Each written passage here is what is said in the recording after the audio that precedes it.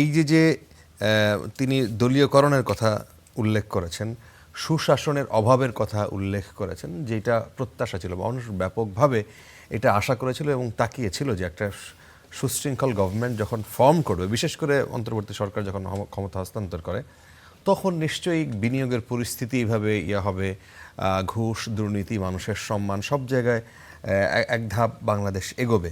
সেই জায়গায় তিনি যে আজকে যেই কথাগুলো তুলেছেন, সেই জায়গায় তিনি আগের সরকারের আমলে কারা প্রকল্প বাণিজ্য করতো সেটা মোটামুটি জানা, প্রচুর নিউজ হয়েছে এবং আমরা সবাই বাংলাদেশ, এই যেমন শরীফ ভাই যেভাবে বলছেন আমরা জানি।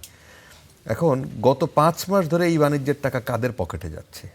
এগুলো কি মানে আপনাদের দলের নেতারাই নিয়ন্ত্রণ করছেন না? মানে এই দলীয় প্রধান, যেখানে এক একটা ডিপার্টমেন্টের প্রধান হিসেবে অনেকগুলো ডিপার্টমেন্ট, রিসেন্টলি প্রজ্ঞাপন দেখলাম আমরা।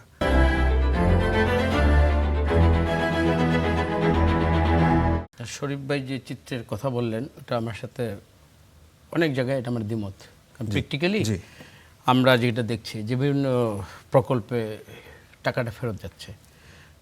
এখানে আমার ব্যক্তিগত, আমি যেহেতু এলাকায় উন্নয়নে কাজ করতে হয়, উন্নয়ন যে কোনো প্রকল্পের একটা নির্দিষ্ট সীমা থাকে, এর মধ্যে যদি এই কাজটাকে আমি যদি সাকসেস বা আমি অ্যাকোমোডেট না করতে পারি, ওই টাকাটা অটোমেটিক ফিরে যেত ওই প্রকল্পের, ওই প্রজেক্টের। এইটাই হলো টাকার মানে ডিস্ট্রিবিউশন বা এগুলো তো প্রক্রিয়া।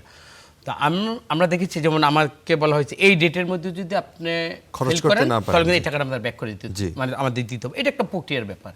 এইখানে ওই ইএনও বা ফেরত দিলেও এখানে সাধু হওয়ার কোনো সুযোগ নেই। আবার সে প্রজেক্ট ফেল করেছে কেন, নিশ্চয়ই আমাদের কিন্তু খুব অল্প সময়ের মধ্যে কিন্তু একটা প্রজেক্ট মানে স্ট্রাকচার এবং আমাদের ডিজাইন করতে করতে কিন্তু একটা সময় লেগে যায়। হয়তো ওই এলাকায় স্থানীয় যে প্রতিনিধি সে ওইভাবে ব্যবহারটা করতে পারেনি।